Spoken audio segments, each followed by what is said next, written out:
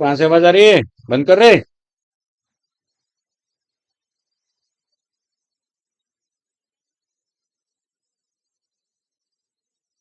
हाँ भाई। बच्चे तक कभी आए हैं या पानी वानी पीने गए? चले भी गए कुछ? भाग गए? हैं? हाँ बच्चों, तो देखो, लास्ट टाइम में क्या बता रहा था कल? ये तो टॉपिक चलेगा खैर आज, लेकिन वो रह गया था थोड़ा सा टॉपिक, है ना? हाँ। तो उसमें बैक्टीरिया की जब हम स्ट्रक्चर की बात कर रहे थे, तो देखो, एक होता है पिली और फिम्बरी, है ना?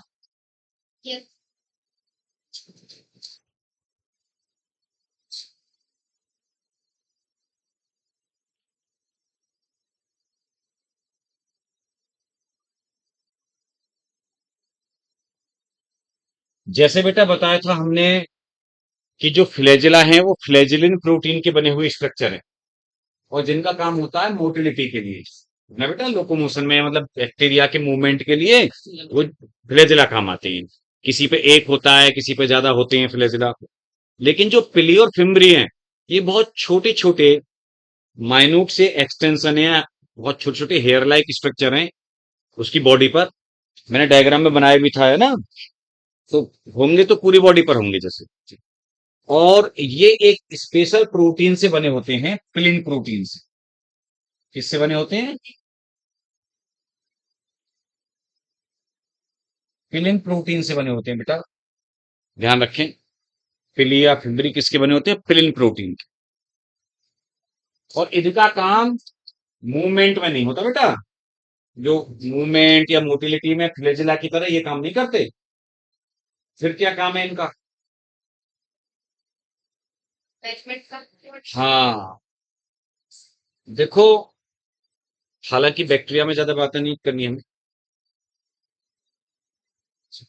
एक बैक्टीरिया से दूसरे बैक्टीरिया में अटैचमेंट कनेक्शन के लिए एक होता है सेक्स पिली। क्या होता है?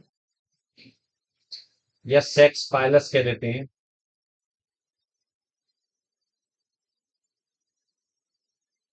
तो पता है, जिस बैक्टीरिया में ये होता है ना, वो एफ पॉजिटिव होता है। क्या होता है? या मेल कह देते हैं उसको। और जिसके पास में नहीं होता ना, वो एफ नेगेटिव बोल दिया जाता है। तो ये इनके बीच में कंजुगेशन में काम आता है। किस में काम आता है? कंजुगेशन में, यानी सेक्स पाइलस और सेक्स पिली is used in conjugation between F plus and F minus bacteria. इसमें होता क्या है, ये तो मैं बस ऐसे ही फिगर दिखा दिया, ज्यादा डिटेल में वैसे नहीं बता रहा। ये तो पता है, डीएनए, एक बैक्टीरिया का डीएनए दूसरे में ट्रांसफर होता है। ये जो सेक्स पिल है ना, बाद में ये अटैच होके ना, ऐसे दो बैक्टीरिया इसके थ्रू अटैच हो जाएंगे। ये कंजुगेशन ट्यूब की तरह काम करेगा। कैसे काम करेगा बाद में? कंजुगेशन ट्यूब की तरह काम करता है। तो ये स्पेशल सेक्स पिली का रोल है। अगर कभी क्वेश्चन तो में आ जाए सेक्स पिली या सेक्स पाइलस पे, तो आप लिखेंगे सेक्स पिली और sex pilus helps in conjugation between F plus and F minus bacteria and helps in transfer of DNA.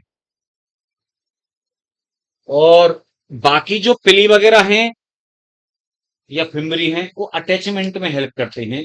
जैसे सरफेस है, अब बैक्टीरिया हैं जैसे, तो बैक्टीरिया अलग अलग टाइप की सरफेस से अटैच रहते हैं। सबस्ट्रेटम से अटैच रहते हैं बेटा, जहां भी कहीं पर हैं, है ना, लगे हुए, जुड़े हुए। पानी में है, मान लो वाटर बॉडी में, किसी में नदी वदी में, तो वहां पे पत्थर वत्थरों से चिपके हुए हैं। तो ये सब काम करते हैं इनकी हेल्प से।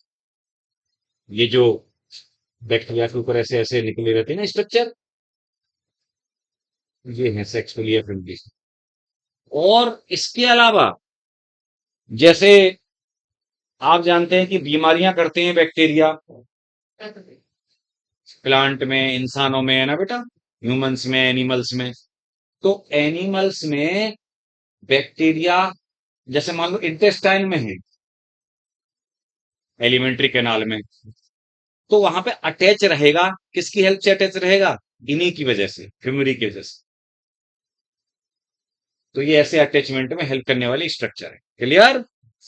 लेकिन ध्यान रखना, ये सीलिया फ्लैजिला की तरह मोशन में, मूवमेंट में, मोटिलिटी में हेल्प नहीं करते, ये असली बात है, बस ध्यान रखना।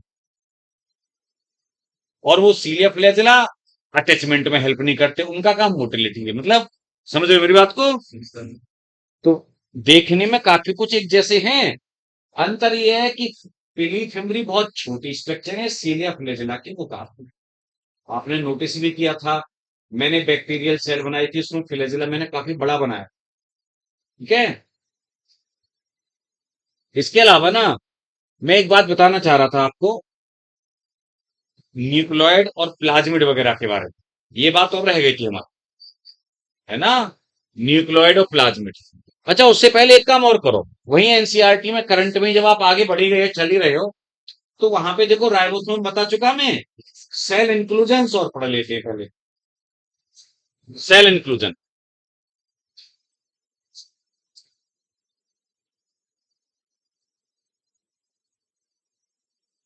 ठीक है? ये तो टॉपिक इसलिए डाल दिया है, जो आज का टॉपिक है, मतलब चलेगा आगे।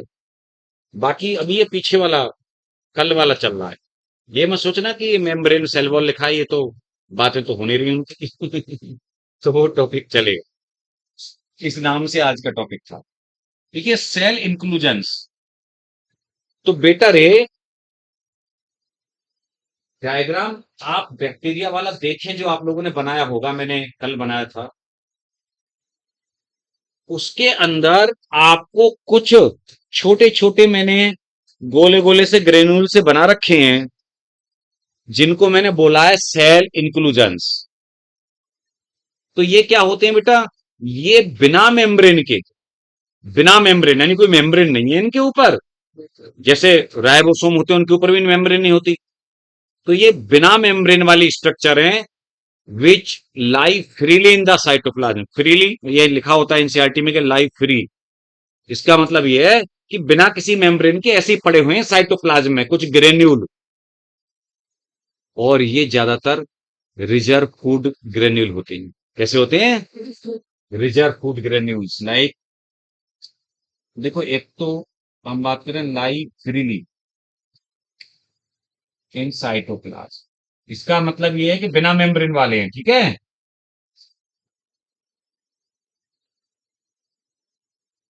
रिजर्व फूड ग्रेन्यूल्स, जैसे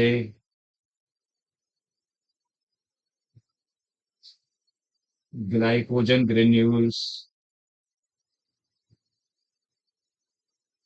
फॉस्फेट ग्रेन्यूल्स, देखो लिखा होगा ग्लाइकोजन ग्रेन्यूल, फॉस्फेट ग्रेन्यूल लिखा है बेटा, सल्फर ग्रेन्यूल्स, सब अलग अलग होते हैं, अलग अलग स्टोर करने वाले। ऐसे होता है साइनोफाइसिन ग्रेन्यूल्स। ये एनसीईआरटी में दो तीन नाम तो लिखे होंगे इनके, देख लो। एक्चुअली में ग्लाइकोजन ग्रेन्यूल ग्लाइकोजन स्टोर करेगा यार, फॉस्फेट वाला फॉस्फेट स्टोर करेगा, सल्फर वाला सल्फर स्टोर करेगा, है ना? अच्छा, ये साइनोफाइसिन ग्रेन्यूल है ना, ये साइनोफाइसी बोले तो साइनोबैक्टीरिया, उनके ग्रेन्यूल है, ब्लू ग्रीनरी। साइनो जो शब्द आ रहा है, वो स्पेशली रिजर्व फूड ग्रेन्यूल में किसके? साइनोबैक्टीरिया। ये अंतर है, ठीक है? तो ये ग्रेन्यूल्स स्ट्रक्चर हैं जिनमें कोई मेम्ब्रेन नहीं है। अच्छा, एक चीज और तुम नोटिस करोगे, उस डायग्राम में बैक्टीरिया वाली में देखो एक चीज रह गई है, ऊपर को मैंने बनाया था गैस वैक्यूल, बनाया था ना?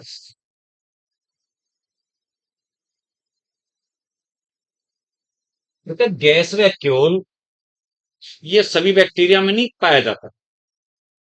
गैस वैक्यूल देखने को मिलता है जो फोटोसिंथेटिक बैक्टीरिया हैं, और जो साइन वो है ना फोटोसिंथेटिक वाले, वो क्या नाम है, blue green algae, green bacteria, purple bacteria और ब्लू ग्रीन एल्गी। ये एक्वेटिक वाले हैं, खास तौर पे पानी में रहने वाले। तो पता है इनको, वो पढ़ा है ना तुमने, जैसे फिजिक्स में पढ़ते हो आर्किमिडीज प्रिंसिपल वगैरह, बायोन्स, बायोन्ट फोर्स, उत्प्लावन बल, बिल्कुल। तो ये गैस वैक्यूल वो बायोन्सी प्रोवाइड कराते हैं, बायोन्सी,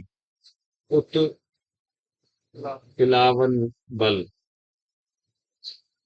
है ना, ऐसे करके कुछ होता है। पी भी शायद छोटा ही है, मतलब हाँ। उत्प्लावन बल, तो ये बायोन्ट फोर्स होता है वो एक्चुअली।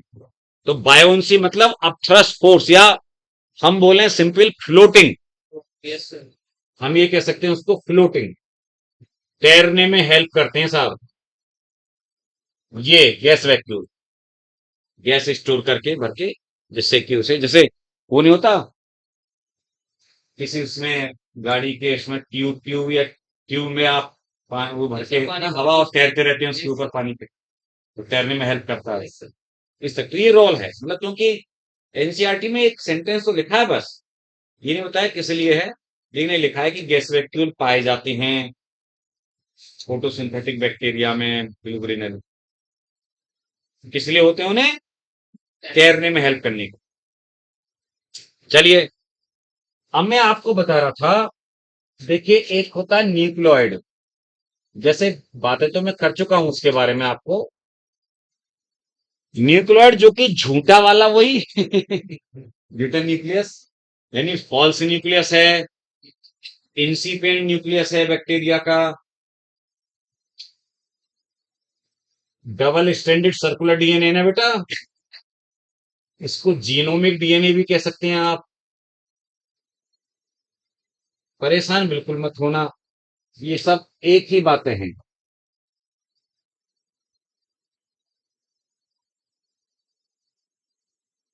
तो ये डबल स्ट्रैंडेड सर्कुलर डीएनए है, हम जानते हैं जनरली एक पाया जाता है, लेकिन एक से ज्यादा कॉपी भी देखने को मिल सकती है बैक्टीरिया, है ना बेटा। आपको पता है, मैं बता चुका ऑलरेडी, जब वो डिफरेंस बताए थे ना प्रोकैरियोट यूकेरियोट के, तब मैंने बताया था कि इनके डीएनए के साथ हिस्टोन प्रोटीन नहीं होती, कुछ बेसिक प्रोटीन होती है, पॉलीएमाइंस अलग है ना, हिस्टोन नहीं पाई जाती।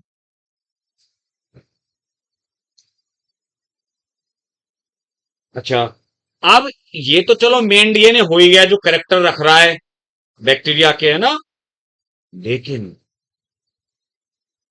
बैक्टीरिया में ये तो हो गया मेन इसका, मैंने बनाया था ऐसे ऐसे करके गोला सा अलग से, और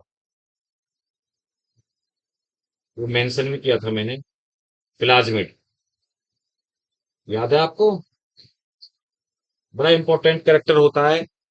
और प्लाज्मिड होना, मीसोसोम होना, ये प्रोकैरियोट के बड़े यूनिक कैरेक्टर हैं। यूनिक का मतलब ये कि यूकेरियोट में नहीं होते। तो बेटा प्लाज्मिड क्या है, जो मेन डीएनए ना उसका जीनोमिक डीएनए, उसके अलावा, अच्छा, ये तुम्हें मिलेगा कहाँ पे, ये तुम्हें मिलेगा,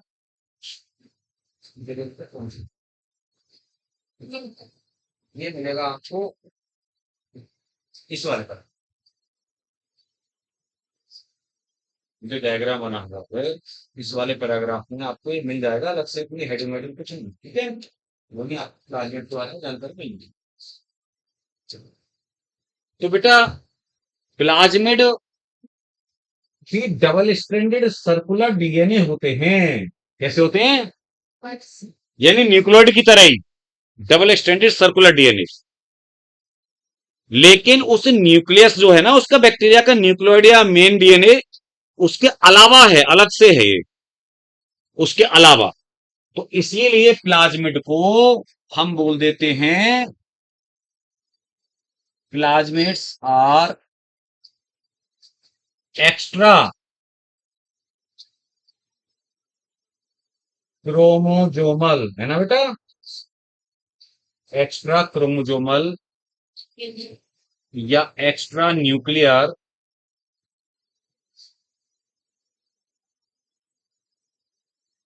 डबल स्ट्रैंडेड सर्कुलर डीएनए।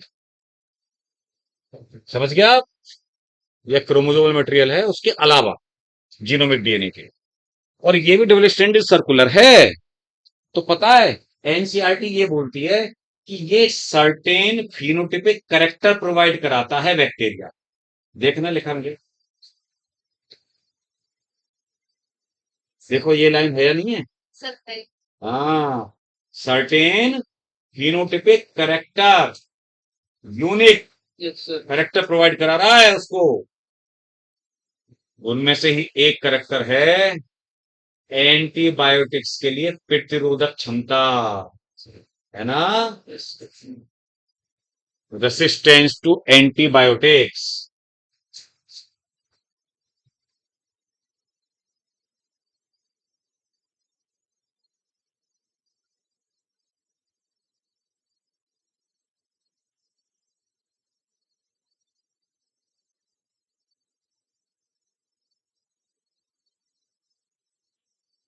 ये तो एक करेक्टर है इसका। चलो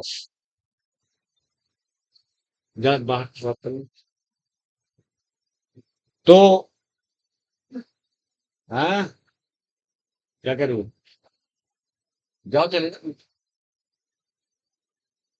एंटीबायोटिक के लिए रेसिस्टेंस पावर आती है इससे। यानी इनके पास में ऐसे डीएनए में ऐसे जीन्स हैं या ये क्षमता है कि एंटीबायोटिक्स के लिए क्या लाते हैं, ये प्रतिरोधक क्षमता। इसका मतलब बेटा ये है कि इन पे एंटीबायोटिक ज्यादा असर नहीं कर पाएंगी जिनमें ऐसे प्लाज्मिड होंगे। तो ये बड़ी बात है, ठीक है। और पता है, ये तुम्हें एक बात बता दूं, वैसे तो तुम लोग बच्चे 12th पास बच्चे हो, बायोटेक पढ़ी है तुम लोगों ने और आगे पढ़ोगे भी।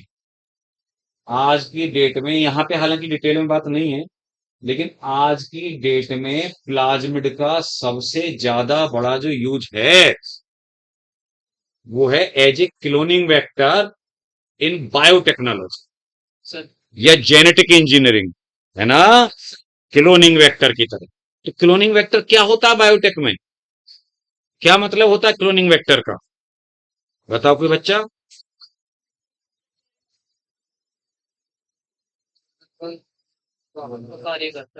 हाँ, वाहक जो होते हैं ना बेटा, तो क्या वहां पे वाहक से क्या हमारा मतलब है, तात्पर्य क्या है, क्या मीनिंग है उसका? किसको वाहक कहते हैं वहां पे हम बायोटेक में?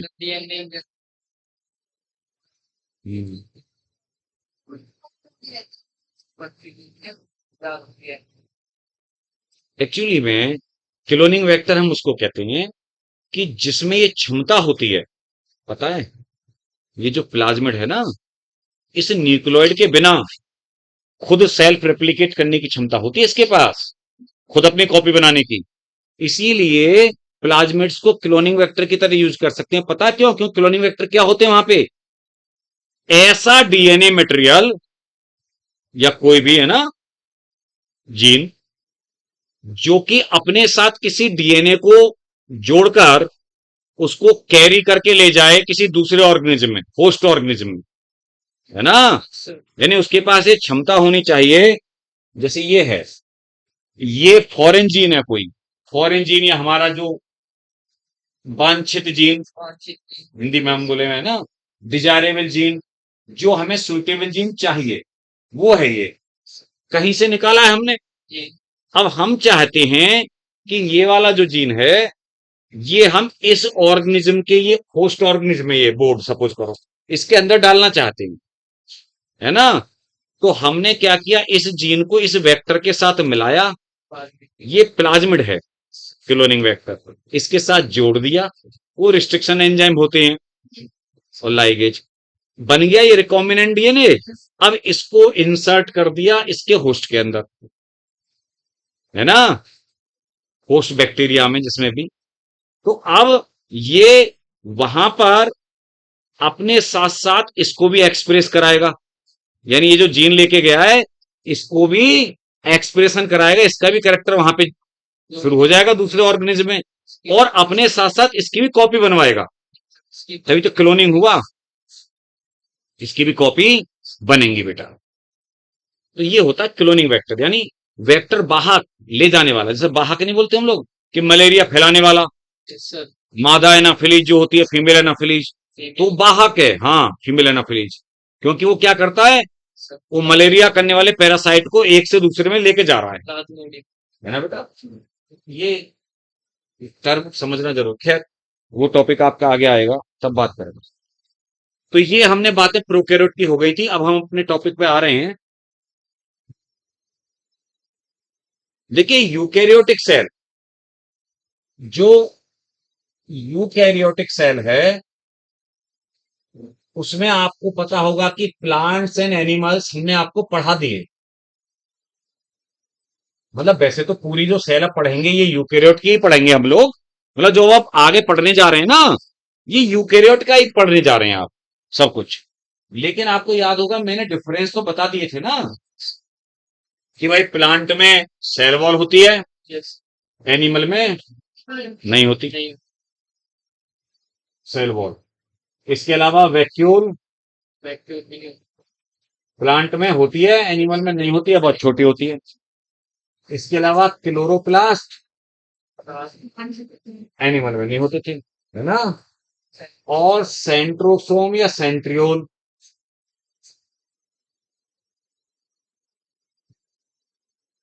ये बेटा प्लांट में होते थे, एनिमल में होते थे, जिनका सेल डिवीजन में बहुत बड़ा रोल था। क्लियर, ये बातें हमने बताई थी आप।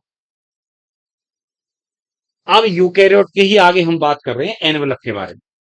देखिए सेल एनवेलप हमने पढ़ा था, वो प्रोकैरियोट का पढ़ा था एक्चुअली, अभी पीछे कल जब पढ़ा था कि कैप्सूल है, सेल वॉल है, प्लाज्मा मेम्ब्रेन है ना। अब हम जो बात करने जा रहे हैं वो प्रॉपर यूकैरियोट्स की बात करने जा रहे हैं।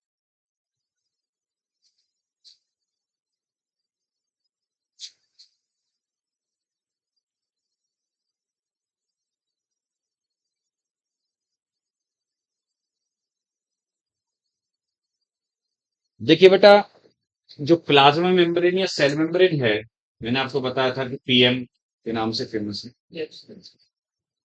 आपको याद होगा किसने बोला था कि एनिमल के ऊपर एक बाउंड्री होती है प्लाज्मा मेम्ब्रेन, किसने बोला था, हैं? हाँ स्वान ने बोला था, भूल जाते हो देख लो। पहले दिन मैंने यही तो बताया था स्टार्टिंग में सेल में, कि वो स्वान था जिसने सिलिडेन का 1838 था, स्वान का 1839 था। सिलिडेन का प्लांट वाला रोल था, प्लांट सेल के लिए, स्वान का एनिमल के लिए, जूलॉजिस्ट था, बट उसने काम दोनों पे काफी किए। सेल वॉल भी इसी ने बोली थी कि एक यूनिक कैरेक्टर है प्लांट का। तो बेटा रे, आज की डेट में बहुत इंपॉर्टेंट टॉपिक है, ध्यान सुनना। आज की डेट में तो हम लोग जानते हैं, बनाऊंगा मैं भी डायग्राम बहुत बेहतरीन, कि लिपोप्रोटीन की बनी हुई होती है। किसकी बनी हुई होती है?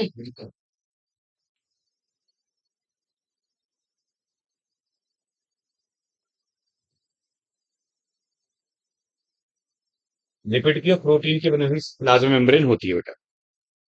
लेकिन देखो आपके ज्यादा कोर्स में तो नहीं है, मतलब ये बात अलग है, फिर भी एक आइडिया दे दूं। पता है सेल मेम्ब्रेन के बारे में पहले क्या बोलते थे, अलग ना अलग अलग मॉडल आए लोगों के, जैसे तो पहले बोलते थे कि ये केवल और केवल किसकी बनी हुई है, लिपिड की बनी हुई, बायलिपिड लेयर, मतलब है ना, उसी की बनी हुई। फिर सैंडविच मॉडल आया, सैंडविच मॉडल गॉल्टर ग्रेंडल ने दिया। तो उसमें ये था कि जैसे सैंडविच होता है ना बेटा, आप जानते हो एक स्लाइस ब्रेड के नीचे, एक ब्रेड की स्लाइस ऊपर, और बीच में मसाला, मतलब वही आलू वालू जो भी भरा हुआ है स्टफिंग। तो कि भाई प्रोटीन है, नीचे प्रोटीन की लेयर है, और बीच में लिपिड की लेयर, समझे, वो जैसे सैंडविच है। फिर रॉबर्टसन का यूनिट मेम्ब्रेन मॉडल आया। कौन सा आया? Unit membrane model. एक काम करना, नोट कर लेना थोड़ा सा, बस वो थोड़ा काम आ सकता है।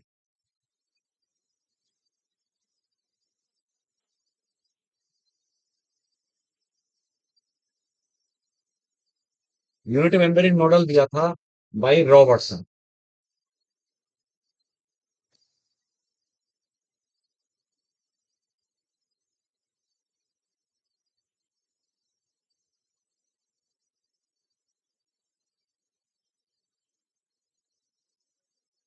एप्लीकेबल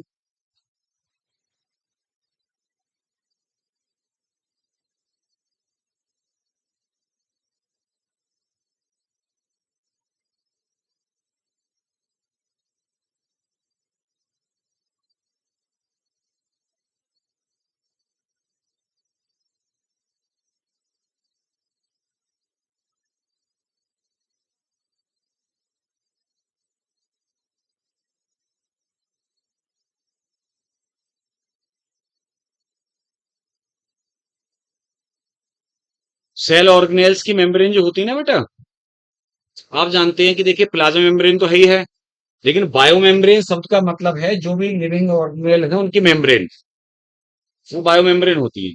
तो जैसे माइटोकॉन्ड्रिया है, प्लास्टिड है, क्लोरोप्लास्ट, ये सब है ना बेटा, गोल्जी बॉडी, तो उन सब की मेम्ब्रेन के लिए एप्लीकेबल था ये। प्लाज्मा मेम्ब्रेन के लिए एप्लीकेबल ये नहीं है, क्योंकि वो हमारा बेस्ट आएगा फ्लूइडोमोजिक मॉडल, तो उसकी बात करें। ठीक है, तो रॉबर्टसन ने, इन्होंने भी बोला था कि एक तरीके से हम बोले कि एक प्रोटीन,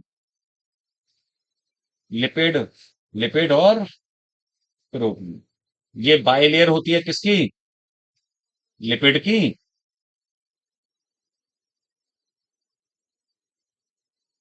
स्टेप्स कि डार्क बैंड, लाइट बैंड, समझ रहे हो ना आप, डार्क बैंड, लाइट बैंड और डार्क बैंड।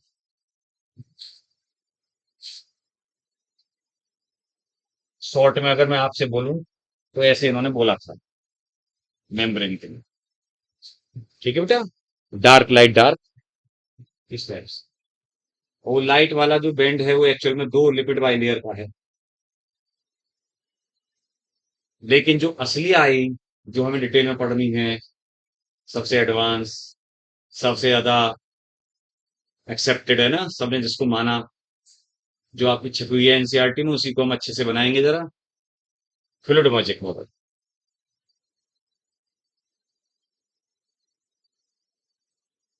जनरली पता है प्लाज्मा मेम्ब्रेन की जो थिकनेस है ना, वो बेटा ये मानी जाती है।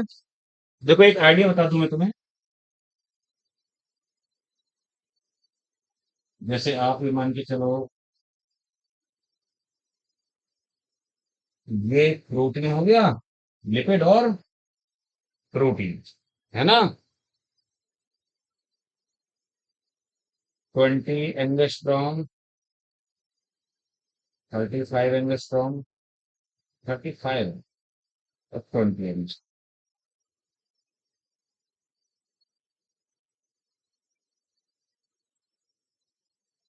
जो इसकी थिकनेस है प्लाज्मा मेम्ब्रेन की, वो कितनी मानी जाती है, लगभग 75 एंगस्ट्रॉम। एंगस्ट्रॉम मैं पहले बता चुका हूँ आपको, ये 35 लिखा है, बताइए। 20-20, प्रोटीन प्रोटीन की लेयर 20-20 की, पुराने कंसेप्ट के अकॉर्डिंग लेयर की बात कर रहे हैं, क्योंकि अभी हम पढ़ेंगे ना फ्लूइड मॉजिक, उसमें लेयर का कोई मतलब नहीं है ऐसे प्रॉपर्टी। तो 20-20 की लेयर प्रोटीन की और बीच में 35 की लिपिड बाई लेयर, है ना, तो लगभग 75 एंगस्ट्रॉम का इसका थिकनेस मेम्ब्रेन की होती है, बहुत कम है।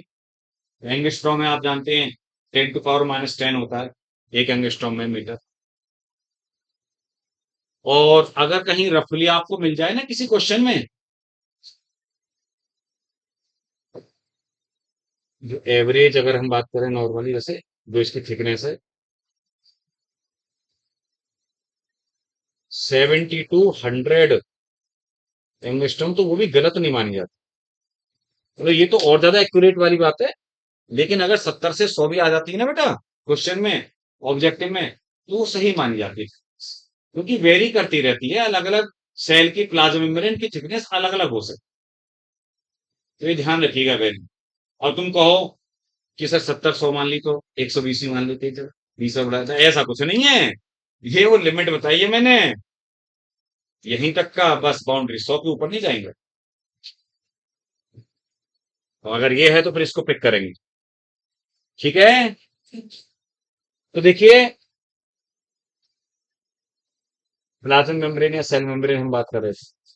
तो पता है बेटा, माइक्रोस्कोप की स्टडी हो गई, इलेक्ट्रॉन माइक्रोस्कोप की तो अच्छे से स्टडी कर पाए। तो देखने में आया जब कंपोजिशन इसका,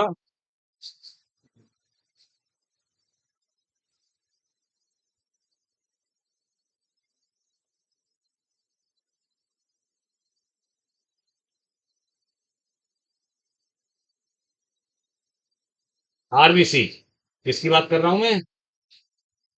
रेड ब्लड का सेल्स, इराइथ्रोसाइट, एरिथ्रोसाइट या एरिथ्रोसाइट, आरबीसी की बात कर रहे हैं, सभी के आप जानते हैं ब्लड में। उसकी प्लाज्मा मेम्ब्रेन को स्टडी किया है ना। तो उसमें प्रोटीन था 52%। कितना था? 52%। लिपिड्स 40%। और कार्ब्स, कार्ब्स मतलब कार्बोहाइड्रेट, कितना? लगभग 8%। ये है एनसीईआरटी के अकॉर्डिंग। मतलब एनसीईआरटी ने प्रोटीन और लिपिड दिया है, कार्बोहाइड्रेट दिया नहीं है, बट ध्यान रखें, नोट कर लें अपने एनसीईआरटी में। वो कार्बोहाइड्रेट, तीन चीजें होती हैं एक्चुअली। हालांकि बोला जाता है लिपोप्रोटीन का मेम्ब्रेन को, क्योंकि लिपिड और प्रोटीन ही होती है मेन। तो हमेशा याद रखिए, इन तीनों कंपोनेंट में सबसे ज्यादा लिपिड और प्रोटीन होगी।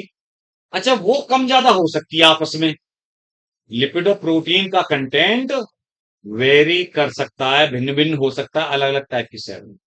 अब दिखाता हूं, देखना कितना भिन्न है। आप भी कहेंगे क्या सर, ये तो बड़ी बात हो गई। ये आर एनसीईआरटी वाला बताया है मैंने आपको। अब मैं न्यूरॉन बता रहा हूं आपको, न्यूरॉन या नर्व सेल,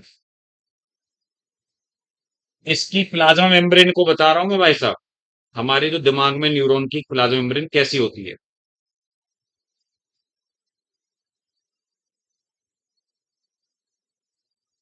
प्रोटीन्स लगभग 18%।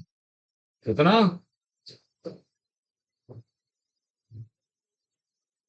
लिपिड 79%।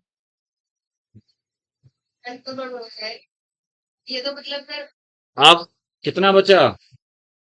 100 में से माइनस करो। हाँ देखो, ये बायोलॉजी वाले बच्चे यही तो है ना, नीट वाले बायोलॉजी वाले। ये ऐसे तुरंत कैलकुलेट नहीं कर सकते हवा में, सोचेंगे एक 8 और 9 17 7 हो गए, ये ऐसा करेंगे। ये नहीं तुरंत देख के बता दें कि हाँ 3 रह गया।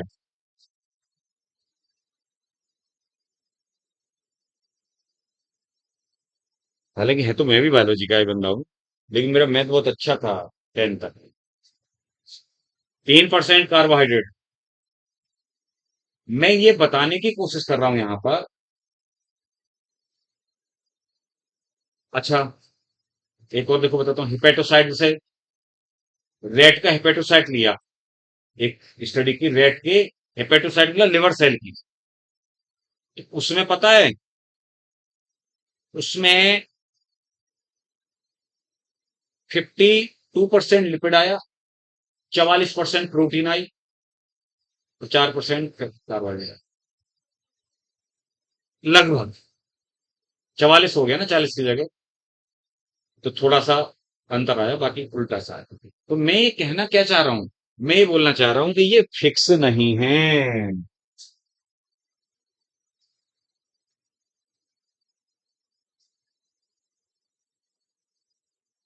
ये आरबीसी के लिए है, ना कि सभी प्लाज्मा मेम्ब्रेन के लिए। बात खोपड़िया में आई या नहीं आई? भैया, हर एक सेल के ऊपर प्लाज्मा मेम्ब्रेन होती है, चाहे वो फिंगर की है, नोज की है, ईयर की है, कहीं पे भी है। सेल्स, सभी सेल के ऊपर प्लाज्मा मेम्ब्रेन। अब ये तो हम आरबीसी की बात कर रहे हैं ना, तो आपको जब क्वेश्चन में आएगा तो आपको भी एनसीईआरटी वाली बात आएगी, आरबीसी वाली। तो वो आप ये आंसर देंगे। लेकिन अगर स्पेशली आपको बोला जाए कि न्यूरॉन की मैं बता रहा था, जो इसलिए मैंने सेकंड जो इंपॉर्टेंट वाली बात है वो बताई कि नर्व सेल में आए कि क्या नर्व सेल की प्लाज्मा मेम्ब्रेन में सेम कंपोजिशन होता है आरबीसी जैसा, तो आंसर आएगा नो, वहां पे फैट ज्यादा होता है। इसीलिए एक बात बता दूंगा आपको, सारी दुनिया इस बात के पीछे पड़ी रहती है, हालांकि सभी कहते हैं, मैं भी कहता हूँ कि भाई फैट तो ज्यादा नुकसानदायक ही होता है जितना ज्यादा होता है बाहर के, और नुकसानदायक होता है वो बाहर का ज्यादा होता है। ये जो हम लोग खाते रहते हैं ना बाहर के आइटम, बहुत ज्यादा, ये ज्यादा खतरनाक है। घर का अगर आप खा रहे हो ना जैसे, उसमें रिफाइंड रिफाइंड मत खाओ ज्यादा, रिफाइंड में बहुत ज्यादा मिलावट है। सरसों का तेल खाओ, मस्टर्ड ऑयल, या देसी घी। देसी घी तो बहुत ही बढ़िया चीज है, लेकिन अगर शुद्ध हो, आजकल आजकल दूध में और देसी घी में मिलावट सबसे ज्यादा होती है। इतना इंडिया का प्रोडक्शन नहीं है मिल्क का जितना उससे दो गुना कंजप्शन है। कहाँ से आ रहा है तो वो दूध इतना, जैसे दूध 10 क्विंटल बनना है पूरे इंडिया, सपोज जैसे बता रहा हूँ, तो बहुत ज्यादा आप जानते हो हजारों टन में बनना है, 10 क्विंटल बनना है, और खपत है 20 क्विंटल की। डेली 20 क्विंटल लोग दूध पी रहे हैं या यूज कर रहे हैं, तो वो 10 का 20 कैसे हो रहा है ये बता दो। पानी डाल के क्या बेटा, तुम पूछो मत, पाउडर डाल के यूरिया से बना रहे हैं, खतरनाक चीजें, रिफाइंड यूरिया मिला मिला के। उससे क्या, उसका नंबर ज्यादा बढ़ जाता है, फैट उसका, तो वो दूधिया लोग होते हैं उनका वो ज्यादा है ना, बिकता है वो नंबर। वो मुस्कुरा रहा है, वो जानता है इस बारे में आइडिया कुछ ज्यादा, जानता है रे कुछ, कोई घर में दूधिया वूधिया तो नहीं है, और देखा डेयरी है क्या, तो वो जानता है, वो हंसने लगा था इस बात पे, मैं समझ गया। तो पता है पाउडर वाउडर, मिल्क पाउडर लेते हैं या कुछ इस टाइप से, रिफाइंड यूरिया ऐसे मैंने सुना है ना, कि वो कर करके और उसके नंबर बढ़ जाता है, क्योंकि वो क्या है, डेयरी पर जितना दूध का नंबर होगा उस हिसाब से वो उसकी रेट लगती है, फैट कंटेंट ज्यादा जितना हो, गाय का सस्ता जाता है इसीलिए दूध, समझे। तो खैर मेरे कहने का मतलब ये है कि दुनिया ये भले ही बोलती रहती है, लेकिन पता है फैट जरूरी भी है।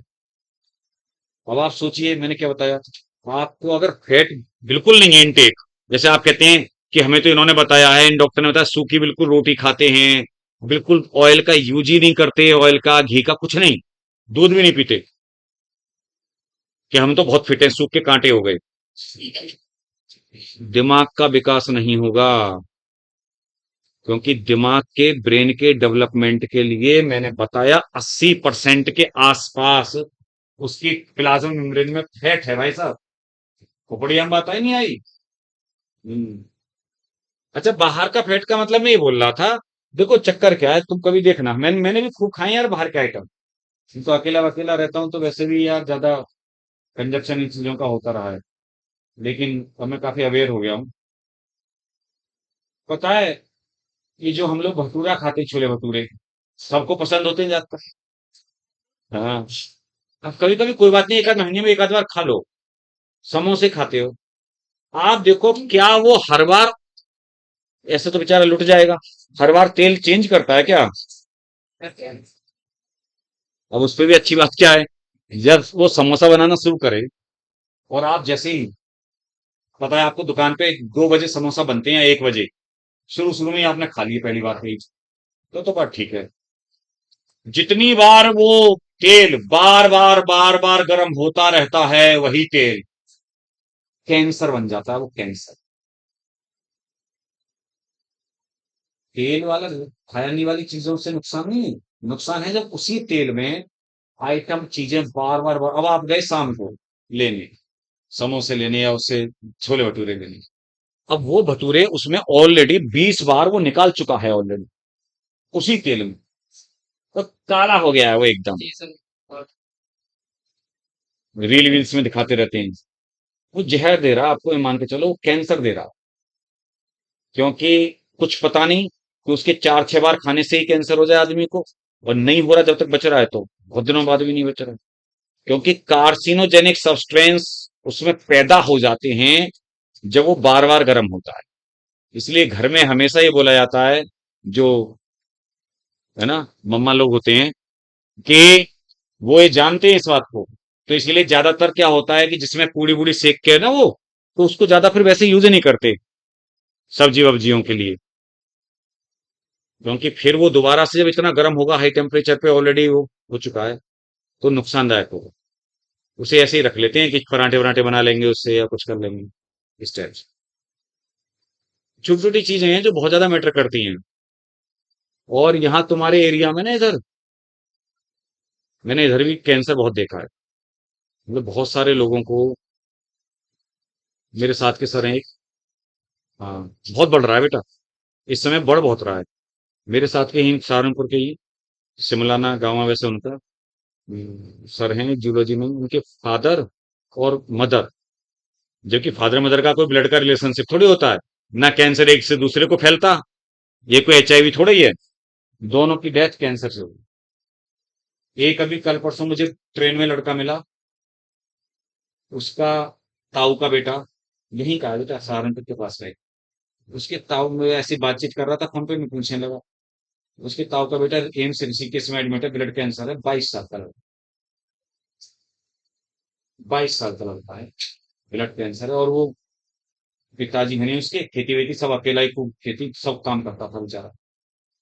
तो इसका बहुत बड़ा एक लक्षण ये है कि पता है, जब बुखार जाए ही नहीं, दवा ले ली उतर गया, फिर चढ़ाया, बुखार जब बना ही रहता है शरीर में, तो समझो कुछ ना कुछ भयंकर बीमारी। जब एक आध महीने तक बुखार बना रहे, लगातार मतलब बना ही हुआ, तब ये सिम्टम, ऐसे सिम्टम्स को वो नहीं करना चाहिए नजरअंदाज। हाँ, क्योंकि अगर स्टार्टिंग के स्टेज में अगर आपने कर लिया ना बेटा, फर्स्ट सेकंड स्टेज में, तो ज्यादातर क्योर हो जाते हैं कैंसर। लास्ट स्टेज जो फोर्थ स्टेज या फिफ्थ स्टेज अंतिम होती है, तब फिर बहुत ज्यादा दिक्कत वाली।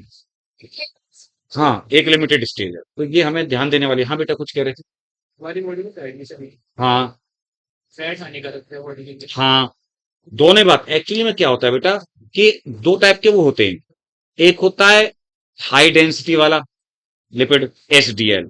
एक होता है लो डेंसिटी वाला, एलडीएल। तो हमारे लिए हाई डेंसिटी वाला भी रिक्वायरमेंट होती है, और लो डेंसिटी वाले की भी रिक्वायरमेंट होती है। तो होता क्या है कि एचडीएल की क्वांटिटी ना फैट की, वो बढ़ाने की जरूरत है। अब मैंने बताया, देख लो, ब्रेन काम करने के लिए 80% उसमें मेम्ब्रेन में क्या है बेटा, लिपिड है, तो जरूरी है। ठीक है, तो हेल्दी फैट चाहिए। कौन कौन सी जो हेल्दी फैट होता है, कौन कौन सी चीजों में, मैं खैर न्यूट्रिशन वाला डॉक्टर तो नहीं हूं, लेकिन हाँ ये जरूर है बेटा, मैं बता रहा था ना, कि जैसे देसी घी वगैरह हुआ, उसमें फैट जो मिलेगा वो ठीक ठाक मिलेगा, अच्छी क्वालिटी वाला मिलेगा। ठीक है। और अंडे का फैट भी ठीक है, मैटर करता है। मैं तुम्हें एक बात बताऊं, देखो, आप अगर फिजिकल एक्सरसाइज करते हैं थोड़ा सा, या कुछ थोड़ा है ना आपकी वर्किंग है, तो आपको अंडा भी बहुत बेनिफिशियल, उसका जो योक है ना, ऐसा नहीं है कि वो बुरा है, लेकिन जो लोग उनके पास ऑलरेडी मोटे हैं, फैटी हैं, काम नहीं कर रहे कुछ भी, तो वो हानिकारक है। वो कन्वर्ट हो जाता है कि गुड कोलेस्ट्रॉल में कन्वर्ट होना है या बैड में होना है, मेन चीज ये है। अब देखना, अभी मैं प्लाज्मा मेम्ब्रेन में आपको कोलेस्ट्रॉल भी बताऊंगा, कोलेस्ट्रॉल भी प्रेजेंट होता है बेटा मेम्ब्रेन में। हाँ, और देखो दिखाता हूं। तो ये बात समझ गए ना आप, एक तो कंपोजिशन वाली बात समझ में आ गई आपके। अब देखिए, इसका जो मैं वो बना रहा हूं, पता है, सबसे जो फेमस मॉडल था, वो कौन सा था, फ्लूइड मॉजिक मॉडल। कौन सा था बेटा।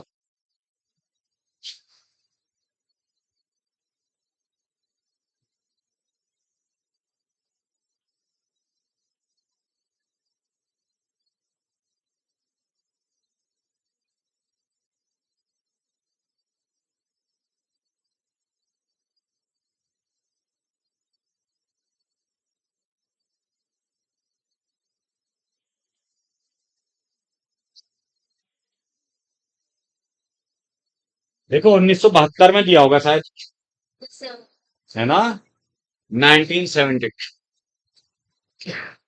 ये फ्लूइड मॉजिक मॉडल दिया था।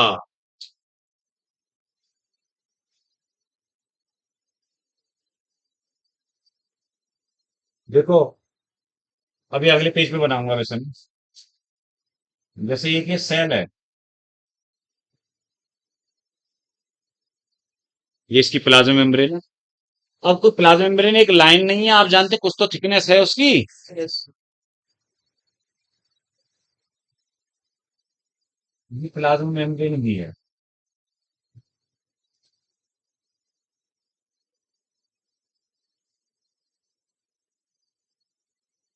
तो बेटा मैं जैसे टर्म यहाँ पे यूज करूंगा, ध्यान रखना कि जैसे इसके जो अंदर वाला पोर्शन है ना, ये तो बोला जाता है आईसीएफ, क्या बोला जाता है, सेल के अंदर वाला, और सेल के बाहर वाला ईसीएफ।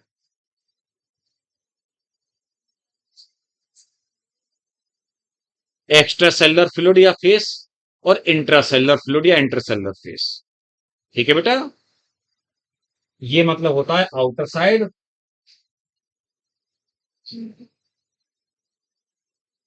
और ये आप जानते हैं इनर साइड।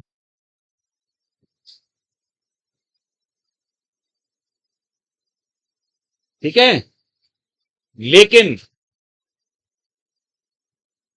इस प्लाज्मा मेम्ब्रेन के तो देखना, अगर से ये टुकड़ा में इतना लूं, तो इस प्लाज्मा मेम्ब्रेन की ये भी बाहर वाली साइड, और इसके लिए तो ये भी बाहर वाली साइड है। मतलब ये जो प्लाज्मा मेम्ब्रेन है, इसके तो बाहर ये भी है और इसके बाहर ये भी है। ठीक है, तो ये आईसीएफ ईसीएफ ध्यान रखना, भी बनाऊंगा मैं जरा पिलर का पिलर। तो पता है इन्होंने क्या कहा, सिंगर निकोलसन ने, इन्होंने कहा कि भाई प्लाज्मा मेम्ब्रेन ऐसी नहीं है कि ऊपर प्रोटीन की लेयर, नीचे प्रोटीन की लेयर, बीच में लिपिड की लेयर, है ना, ऐसी नहीं, सॉलिड नहीं है कोई ये तो फ्लूइडिक नेचर वाली है। कैसी है, फ्लूइड वाली नेचर है इसका, या सेमी फ्लूइड, या फिर quasi fluid nature. Quasi fluid मतलब जेल टाइप की, जैसे जेल होता है ना, जेल, आप ही मान के चलो जैसे जेल होता है, थोड़ा थोड़ा कोलोडल होता है, सॉलिडिफाई सा, और लिक्विड भी होता है ना। बिल्कुल इतना ज्यादा लिक्विड भी नहीं, पानी की तरह बह रहा है, ऐसे थोड़ी मेम्ब्रेन बह जाएगी। समझ गए बात को। और पता है इसकी ये जो फ्लूडिटी है, फ्लूडिक वाली जो कैपेसिटी, इसकी जो क्वालिटी है मेम्ब्रेन की, ये लिपिड की वजह से। किसकी वजह से बेटा, लिपिड की वजह से। दिमाग में बिठा लेना, जितना लिपिड कंटेंट ज्यादा होगा इसी मेम्ब्रेन में ना, लिपिड कंटेंट जितना ज्यादा होगा, उसकी जो फ्लूडिटी है ना, वो उतनी ही ज्यादा होगी। जितना लिपिड कंटेंट ज्यादा, उतना ही फ्लूडिटी मेम्ब्रेन की ज्यादा होगी। ये बात दिमाग में बिठा लेना, डायरेक्टली प्रोपोर्शनल। ऐसे क्वेश्चन बन के आते हैं, तो ध्यान रखना है वो कि किस बात पे डिपेंड करेगा उसका फ्लूडिक नेचर। या आएगा लिख के, when protein content of plasma membrane increases, then its fluidic nature also increases। अब बच्चा सोचेगा हाँ यार, इसको सर ने पढ़ाया तो था प्रोटीन लिपिड की बनी होती, ठीक ही है, गलत है स्टेटमेंट। अगर बच्चे को ये बात पता है तो वो कह देगा कि वो गलत स्टेटमेंट है सर। प्रोटीन कंटेंट बढ़ने से फ्लूइड नेचर नहीं बढ़ेगा, लिपिड बढ़ने से फ्लूइड नेचर बढ़ता है। अब इसकी बताऊंगा बात आगे में, ये बहुत छोटी छोटी बहुत काम की बात बता रहा हूं मैं, क्योंकि वो सब डायग्राम तो है ना बताते ही हम। पता है ये लिपिड वाला जो नेचर होना जरूरी इसलिए है, वो मतलब लिक्विड वाला नेचर होना, कि उस लिक्विड नेचर में हो करके आराम से ट्रांसपोर्ट हो सकते हैं सब्सटेंस। क्या हो सकते हैं, अगर ये सॉलिड होती मेम्ब्रेन, तो बताना प्रोटीन मॉलिक्यूल कैसे पास करते इसमें होते, है ना, या कोई भी सब्सटेंस डिफ्यूजन होता है, पैसिव ट्रांसपोर्ट, एक्टिव ट्रांसपोर्ट, ये सब कैसे होता, सेल अपने आसपास से कैसे लेती चीजों को, कैसे देती, बाहर देती अंदर लेती, खोपड़िया बात आ रही है। तो इसलिए ये फ्लूडिटी होना जरूरी है। जैसे कोई कहे कि ऐसा नेचर होना क्यों जरूरी है, पढ़ेंगे आगे आएगा, समझ गए। तो पता है इसके लिए स्टेटमेंट क्या बोला था, मतलब फ्लूडिक फ्लूइड मॉजिक मॉडल में क्या स्टेटमेंट देते हैं हम लोग, protein icebergs float in the sea of lipid, क्या लिखा मैंने? इधर इधर लिख देता हूँ लो दोबारा से।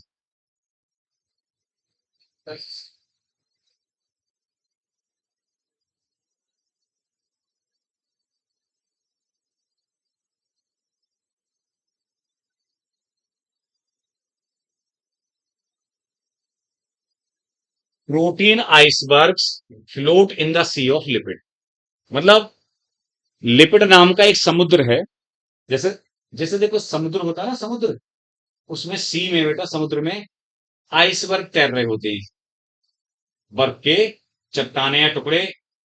अच्छा, कोई तो ऊपर ऊपर तैर रहा होता है, कोई पानी, उसमें पानी में धंसा हुआ तैर रहा होता है, कोई पूरा डूबा हुआ तैरता है, कोई आधा डूबा हुआ तैरता है, अजीबो गरीब तरीके से। सिमिलर वे में यहां पर जो हम बनाएंगे डायग्राम, आप देखना, तो ऐसे नहीं है मेम्ब्रेन मेम्ब्रेन वाइज। वो जो बेटा लिपिड है, वो एक तरीके से सी की तरह है, और उसमें प्रोटीन जो है ना, प्रोटीन मॉलिक्यूल, वो या तो ऊपर ऊपर तैर रहे हैं, या तो उसके अंदर धसे हुए हैं, या तो पूरे धसे हुए एम्बेडेड हैं, या तो पार्टली या पार्सली एम्बेडेड हैं। यानी प्रोटीन के जो मॉलिक्यूल्स हैं, वो पूरी तरीके से भी अंदर धसे हुए हो सकते हैं, और थोड़े भी बेटा, आधे भी उसके अंदर पानी के अंदर डूबे हुए हो सकते हैं। समझ गए ना आप बात को? देखिए। हम्म। अरे, प्रोटीन तो अब तक क्या कर रही थी? प्रोटीन आइसबर्ग्स, ये स्टेटमेंट है प्रॉपर, मतलब मैंने नहीं दिया, प्रॉपर एक स्टेटमेंट है। Protein icebergs float in the sea of lipid. अब बेटा बना रहा हूं मैं जरा, ठीक है?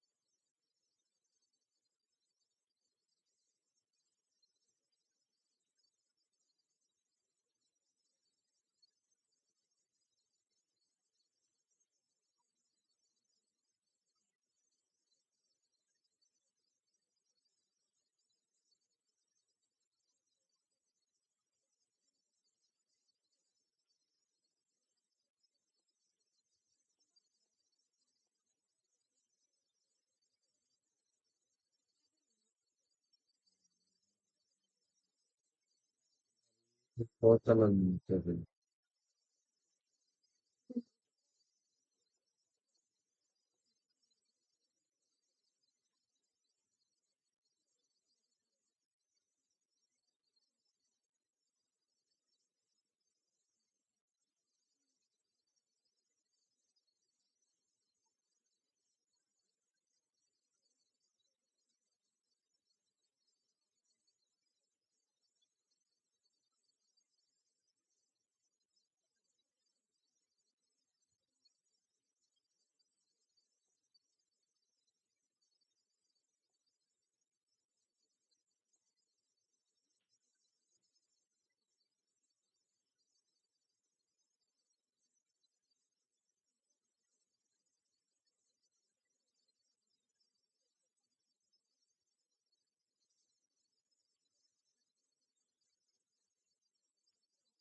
ठीक है, कलरफुल बन गया ना।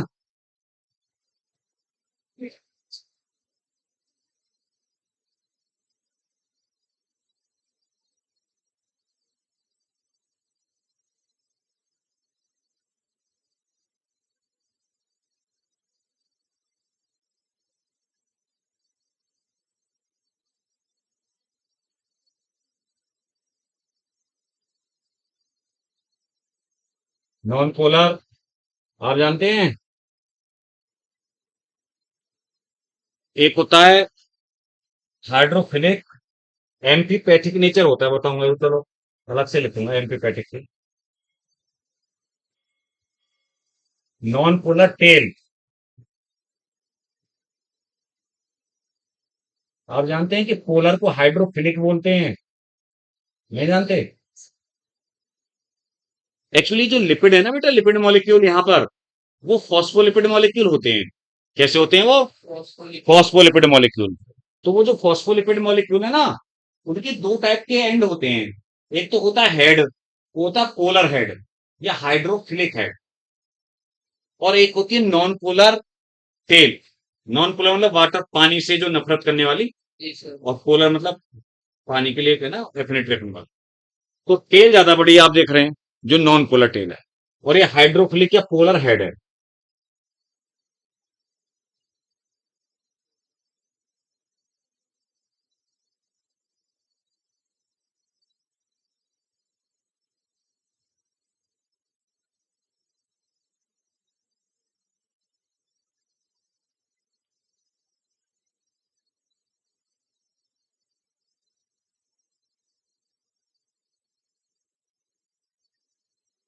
बाइलिपिड लेयर है बेटा ये।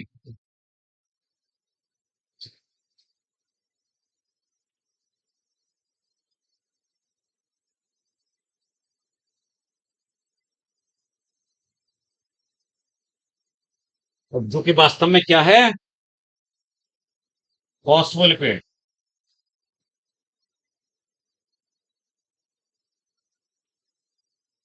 फॉस्फोलिपिड की बनी।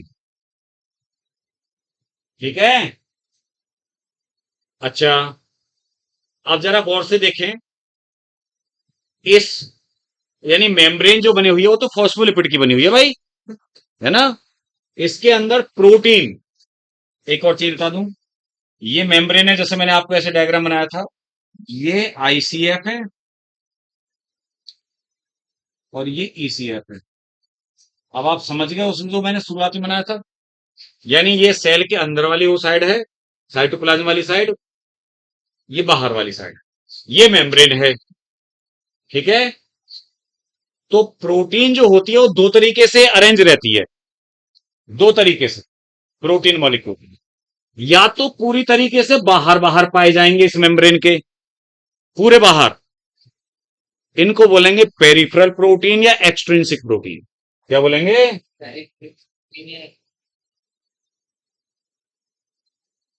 पेरिफेरल या एक्सट्रिंसिक। देखो कलर इसीलिए मैंने अलग कलर से दिखाए हैं वो।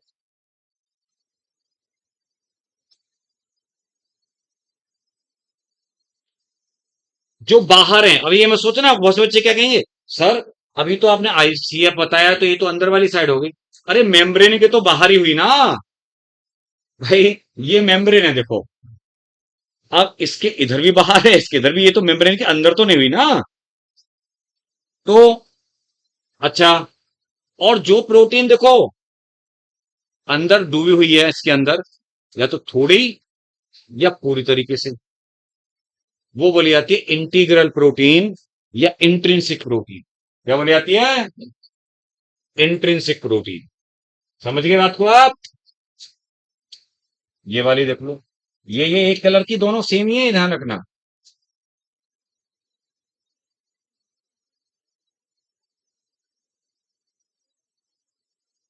अब हर किसी को लेबल थोड़ी करेंगे, वो तो कलर वाइज देखें आप।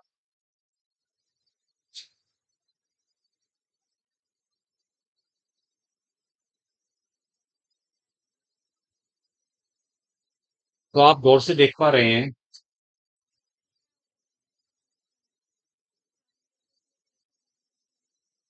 इसमें बताऊंगा बाद में, ये बना हो पहले। एनसीईआरटी की तो बताऊं, एनसीईआरटी में ये जो सांप से निकले हुए हैं ये प्रोटीन है एनसीईआरटी की, ये जो सांप से निकले हुए हैं इधर उधर को, ये एक्सट्रिंसिक प्रोटीन है। और जो बीच में धसी हुई है ये इंट्रिंसिक प्रोटीन है, लाल रंग की। हाँ, इसीलिए तो ये डायग्राम है समझाने के लिए बेहतरीन। अब सुनो, अभी कंप्लीट नहीं हुआ बेटा। अब देखिए, आप एक चीज नोटिस कर रहे हैं कि जो एक्सट्रिंसिक प्रोटीन बनाई है मैंने, वो आईसीएफ की तरफ है या ईसीएफ की तरफ है, दोनों साइड में है।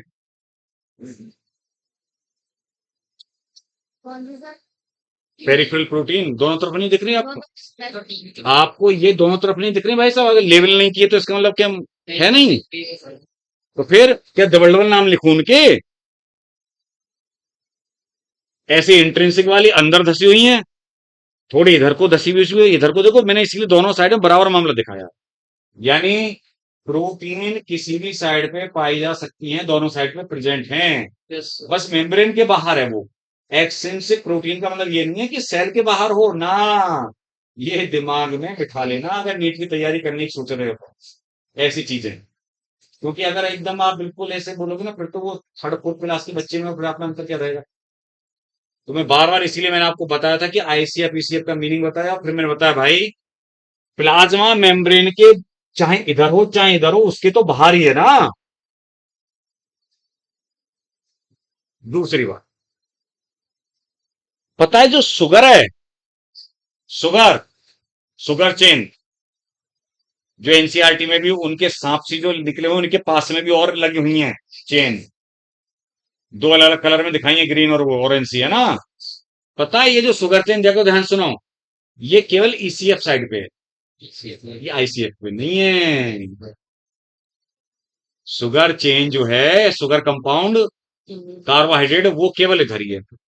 और देखो, शुगर कंपाउंड प्रोटीन से भी अटैच हो सकता है।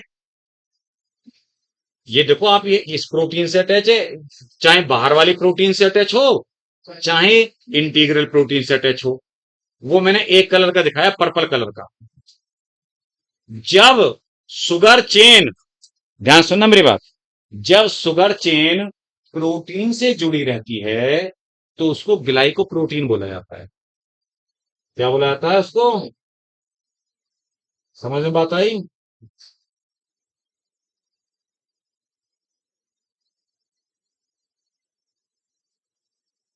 ग्लाइकोप्रोटीन्स। ग्लाइकोप्रोटीन कब कह रहा हूं मैं?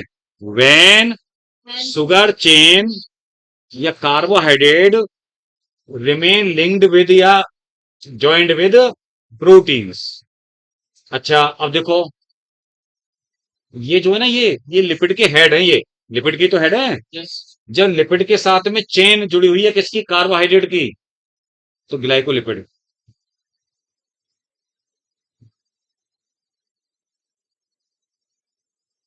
समझे आप बात को? नहीं समझे? ग्लाइकोलिपिड। और सुनो, एक और चीज नोटिस कर रहे होगे आप, ये भी बता दूंगा आपको। देखो, चाहो तो लिखने वाली बात भी है, लिख भी सकते हो या जैसे भी चाहो। आप देख रहे हैं सर, प्रोटीन से जब आपने अटैच दिखाई है तब भी अनब्रांच भी दिखाई है, ब्रांच भी दिखाई है। और जब आपने लिपिड से अटैच दिखाया तब भी अनब्रांच भी दिखाया है, ब्रांच भी।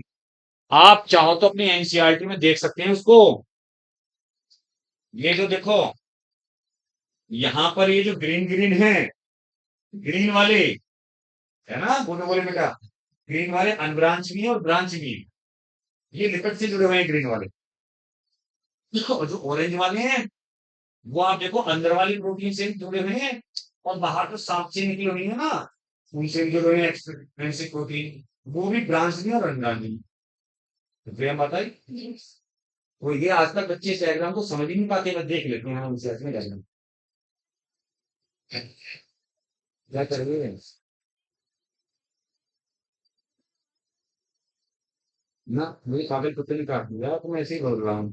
अरे बावली, यही तो बात बता रहा हूँ इतनी देर से कि ये जो चेन है ग्रीन और ऑरेंज वाली, यही शुगर है, इन्हीं का नाम है बेटा, इन्हीं को तो हम बोल रहे हैं। देख देख, वहां पे जो ग्रीन ग्रीन वाली है वो ये वाली है, ये वाली। और जो तुम्हारे उसमें एनसीईआरटी में जो वो ऑरेंज वाली है ना बेटा, वो देखिए प्रोटीन वाली अटैच वाली है। समझ गए?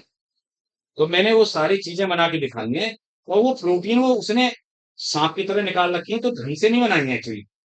अच्छा नहीं है वो डायग्राम बनाने में, इसलिए हमने ऐसे बना दिया।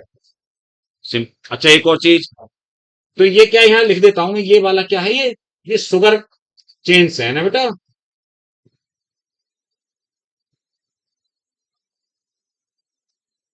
या कार्बोहाइड्रेट वाला पोर्शन है ये। अच्छा, और ये एक और दिमाग में आपके फिट हो गया कि ये केवल ईसीएफ साइड पे ही है भैया, आईसीएफ पे नहीं। एक चीज और देख रहे हो आप कि सर, फॉस्फोलिपिड मॉलिक्यूल के बीच बीच में जगह जगह आपने कुछ बनाया है ना, ये कोलेस्ट्रॉल है। समझ गए?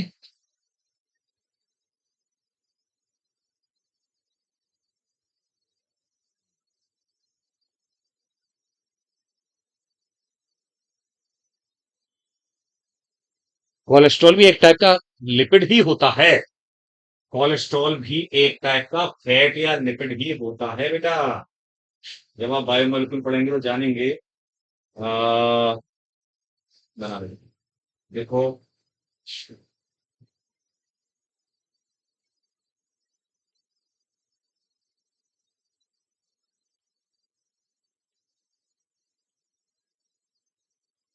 देखो पेज नंबर 145 पे ये वाला डायग्राम, ये कोलेस्ट्रॉल है। जब 145 पेज पे जाओगे ना, तो एक ही तो डायग्राम मिलेगा, इसमें सारे डायग्राम बने हुए हैं, ये बहुत पेज मिलेगा, इसमें डायग्राम ही डायग्राम है। बहुत इंपॉर्टेंट पेज है ये भाई साहब आपके लिए, इसके सारे डायग्राम्स बड़े ही इंपॉर्टेंट। बना लो अच्छे से डायग्राम को, इसको अपने हाथों से अच्छे से बनाओ, प्लाज्मा मेम्ब्रेन का ये। और बताऊंगा भी इसके लिपिड के बारे में कि ये मैं दो टाइप के एंड होने का क्या मतलब है।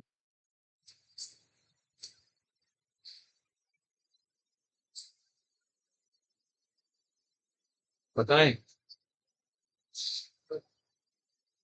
बना लो बना लो।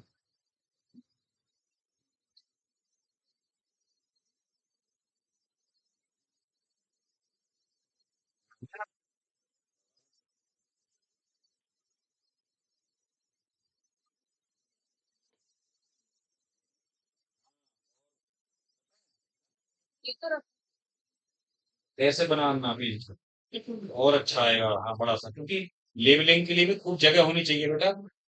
अब आपने देखा, अगर मैं इसको बिल्कुल इधर ही बना देता ना, तो लेबलिंग को जगह नहीं मिल पाती, तो उसी हिसाब से मैनेज करना पड़ा। क्योंकि नाम लिखना बहुत मैटर करता है, कौन कौन सा क्या नाम है। ये जो दो पूंछ सी दिखाई दे रही है ना आपको, टेल जो बोला है, टेल है ना, एक हेड है, दो पूंछ लटकी हुई हैं, ये वास्तव में ग्लिसरॉल है। ओ सॉरी, फैटी एसिड। क्या है ये? बताऊंगा आगे। पता है, एक ग्लिसरॉल के साथ में जो दो फैटी एसिड जुड़े हुए हैं ना, इस टाइप का ही, और वो दिखाया नहीं है, वास्तव में बीच में एक छोटा सा और एक स्ट्रक्चर है, कोलिन वाला, वो है ना, इसीलिए ये फॉस्फोलिपिड अलग होता है। नहीं तो वैसे जो फैट होते हैं ना, फैट, वो ट्राइग्लिसराइड होते हैं ज्यादातर फैट, मोनोग्लिसराइड, डाइग्लिसराइड, ट्राइग्लिसराइड। तो वो क्या होता है कि एक ग्लिसरॉल के साथ तीन फैटी एसिड जुड़े रहते हैं, वो तेल बनाते हैं। पढ़ोगे आगे, फिक्र नॉट, चिंता मत करो उसके बारे में ज्यादा।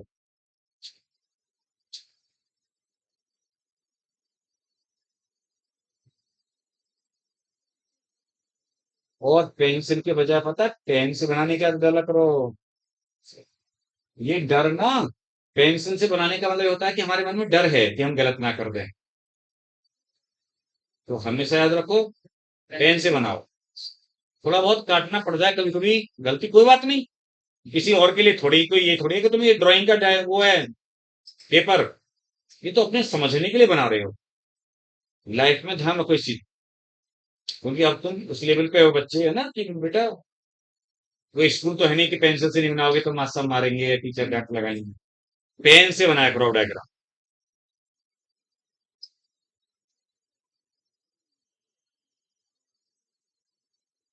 पेंसिल का मतलब क्या है? पेंसिल का मतलब ये छोटे बच्चों को सिखाया जाता है ना, कि कुछ गलत हो गया तो रब कर लेंगे। और आपको लाइफ में ऐसा बनना पड़ेगा कि गलती की गुंजाइश ही ना रहे।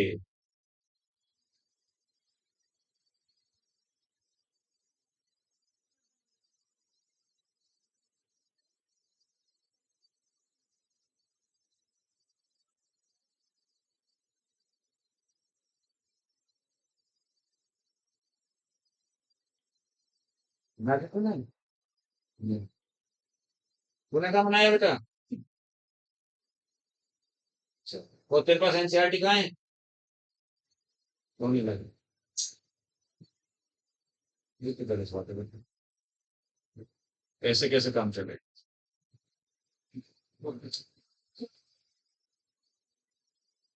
ये कैसे आगे 21 कैसे लिखा हुआ है? आगे तो कुछ है नहीं मुझे लगता है। मिलो। इतने आगे कैसे बढ़ गया? बन गया ना भाई सबका? तो खैर, अब मेरी बात सुनो। अब आपको पता है देखिए कि तीन चीजें हैं मेन कंपोनेंट। क्या क्या बताया था हमने? प्रोटीन, लिपिड और कार्बोहाइड्रेट। ठीक है। जैसे चलो, मोस्ट कॉमन जो हम स्टडी करते हैं, सबसे ज्यादा स्टडी की गई आरबीसी की मेम्ब्रेन। तो उसके अकॉर्डिंग आप जानते हैं कि प्रोटीन चलो 52% थी, 40% पड़ता है। लेकिन आपको पता है ये अलग अलग भिन्न भिन्न हो सकता है। तो मेजर जो आपको समझ में आ रहा है वो समझ में आ रहा है कि सर, जो ज्यादातर जो मेम्ब्रेन बनी होती है, मतलब उसका जो बेस बना होता है, बेस वो लिपिड का बना हुआ है। किसका बना हुआ है वो? जो ये जो मेम्ब्रेन है वो बाइलिपिड लेयर है, जिसमें कि हर एक लिपिड कंपाउंड, वो एक्चुअली वो बाइलिपिड लेयर किसकी बनी हुई है? फॉस्फोलिपिड। यानी सबसे ज्यादा अगर कोई है मॉलिक्यूल तो वो फॉस्फोलिपिड है। और हर एक फॉस्फोलिपिड कंपाउंड बेटा, वो भी आगे बायोमोलिक्यूल में आएगा वैसे, हर एक जो फॉस्फोलिपिड मॉलिक्यूल है उसमें दो पार्ट होते हैं, एक हेड और एक टेल वाला पार्ट। तो जो इसका हेड वाला पार्ट है वो वाटर लविंग होता है, उसको हम बोलते हैं पोलर हेड या हाइड्रोफिलिक। और जो इसकी टेल है उसको बोलते हैं बेटा हाइड्रोफोबिक या नॉन पोलर। क्लियर है? वो अंदर की तरफ है ना? अंदर की तरफ प्रोटेक्ट है। अच्छा सुनो, एक क्वेश्चन आ भी जाता है।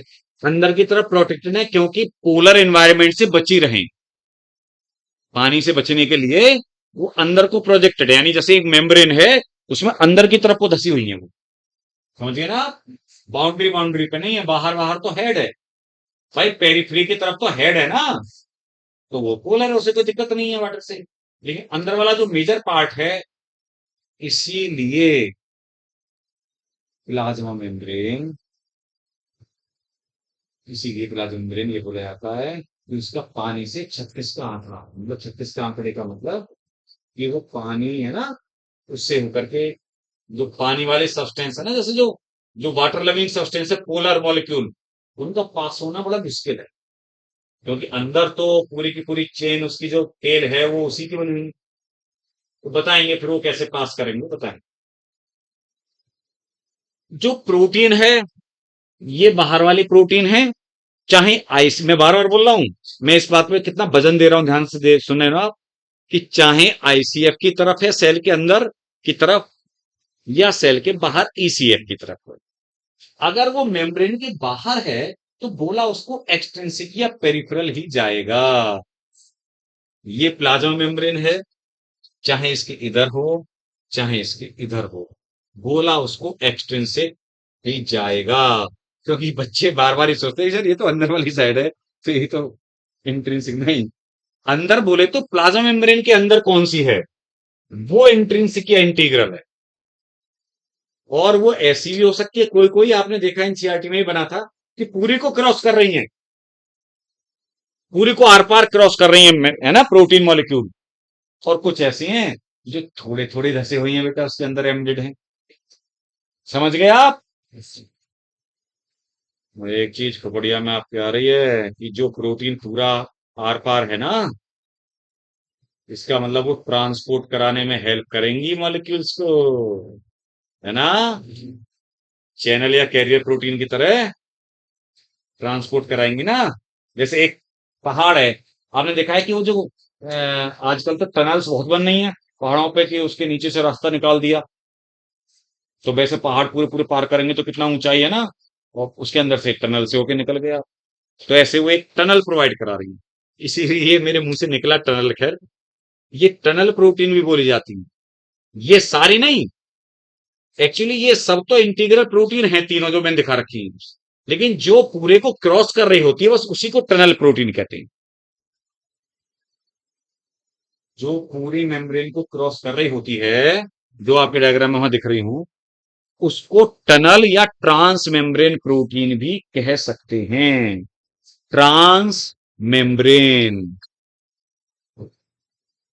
ठीक है। आप अपने अकॉर्डिंग कैसे भी लिख सकते हैं, केवल उसको स्पेसिफिक विच प्रोटीन है ना, remain embedded through out the membrane या अक्रॉस द मेम्ब्रेन, उनको हम क्या बोल देते हैं, टनल प्रोटीन या ट्रांस मेम्ब्रेन। उनका ट्रांसपोर्ट में बहुत बड़ा रोल है। खैर, अब मैं बात कर रहा था कोलेस्ट्रॉल मॉलिक्यूल। ये स्टेबिलिटी, अगर देखना लिखा है कि एनसीईआरटी में नहीं लिखा है लाइन, कोलेस्ट्रॉल के बारे में कुछ लिखा नहीं उसमें आपके। अरे लाइट गई, आप देखो, मेंशन है नहीं है, ये कोलेस्ट्रॉल का नाम ही नहीं है। नहीं, डायग्राम में तो है, मैटर में है, मैटर में नहीं है शायद, मुझे लगता है ना। तो बेटा एक लाइन लिख लेना, आप लोग लिख लो वहीं कहीं अपने एनसीईआरटी में, उसी जगह लिख लो या कॉपी में जहां भी चाहो। आप एक पॉइंट अच्छा सा बना के लिख लो, cholesterol molecules present between polar heads of phospholipids present between cholesterol molecules present between, यार present है ना, between polar head, between polar heads of phospholipid molecules।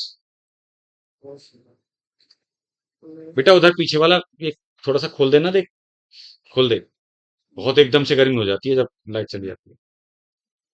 between polar head of phospholipid molecules and provide stability and provide stability to plasma membrane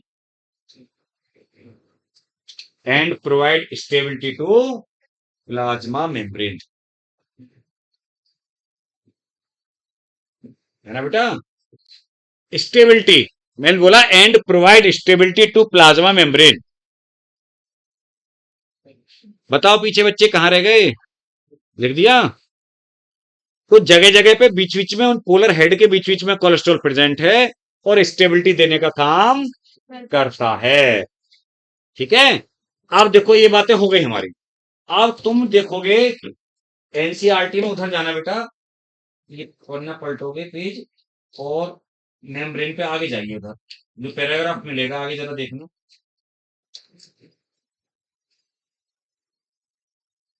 इधर इधर आइए,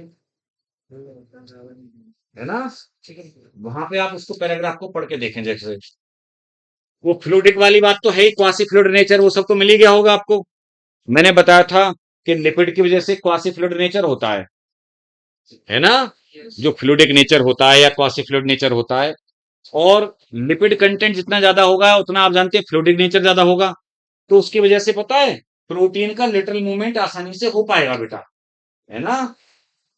अब मैं ये बता रहा था कि पता है ये फ्लूइडिक नेचर होना देखो लिखा हुआ है कि प्लाज्मा मेम्ब्रेन के लिए बहुत सारे कामों के लिए, उसके ट्रांसपोर्ट के लिए, है ना, उसके रिपेयर के लिए, ये सब है ना बेटा, ऑस्मोट, हाँ, तो ये जरूरी है।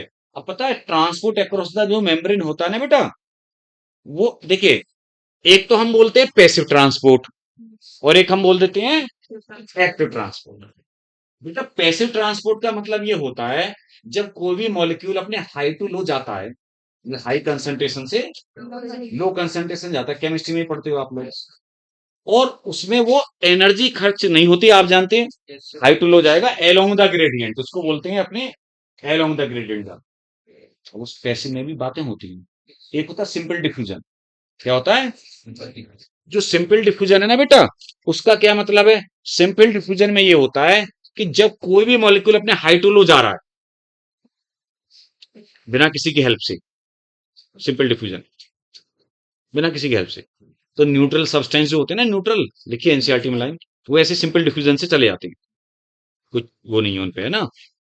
लेकिन पता है, मैंने बताया कुछ मॉलिक्यूल ऐसे होते हैं जो वाटर लविंग है, पोलर, तो वो नहीं जा सकते ऐसे सिंपल डिफ्यूजन से, उसके थ्रू मेम्ब्रेन से।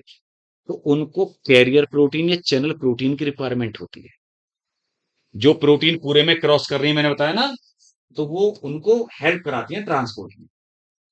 ठीक है। तो प्रोटीन मॉलिक्यूल कैरियर की तरह या चैनल प्रोटीन की तरह भी काम करते हैं। अब सुनो, यहां शब्द वो नहीं है, लेकिन बता दूं, उसमें भी दो बातें हैं। अगर मान लो कैरियर प्रोटीन की हेल्प से ट्रांसपोर्ट हो रहा है ना, तो उसमें भी दो बातें हैं। एक तो होता है फैसिलिटेटेड ट्रांसपोर्ट, क्या होता है, और एक होता है एक्टिव ट्रांसपोर्ट, है ना बेटा रे। फैसिलिटेटेड ट्रांसपोर्ट का मतलब होता है कि वो पैसिव ट्रांसपोर्ट ही है, उसमें एनर्जी नहीं लगती, हाई टू लो ही जाता है, लेकिन कैरियर की हेल्प से जाता है। ठीक है। लेकिन एक्टिव ट्रांसपोर्ट क्या होता है, लो टू हाई, लो कंसंट्रेशन से जब मॉलिक्यूल हाई की तरफ जाता है। आप जैसे मान लो, जैसे आप यहां से ऊपर से कोई चीज छोड़ रहे हैं, तो ग्रेविटी के अकॉर्डिंग अपने आप आ जाएगी, लेकिन अगर ऊपर को पुश करें तो फोर्स लगाना पड़ेगा। तो ऐसे ही जब लो से ज्यादा की तरफ जाएंगे तो एनर्जी लगेगी नहीं लगेगी, तो एटीपी एनर्जी बेटा खर्च होती है उसमें, उसको एक्टिव ट्रांसपोर्ट बोलते हैं। वो भी प्रोटीन कैरियर की हेल्प से ही होती है। ठीक है। और एक ऑस्मोसिस जो होता है वो डिफ्यूजन का ही एक दूसरा नाम है। एक्चुअली वाटर मॉलिक्यूल का जब डिफ्यूजन होता है उसको ऑस्मोसिस कहते हैं, मेम्ब्रेन से होकर के जब वाटर का डिफ्यूजन होता है, डेट इज कॉल्ड ऑस्मोसिस। बात को बढ़िया माई, तो ये मतलब है। तो ये ट्रांसपोर्ट अक्रॉस द मेम्ब्रेन है, ठीक है। तो ये सेल मेम्ब्रेन कंप्लीट हो गया। चलो, और गर्मी भी ऐसी होता है ज्यादा, फिर नहीं हो सकता।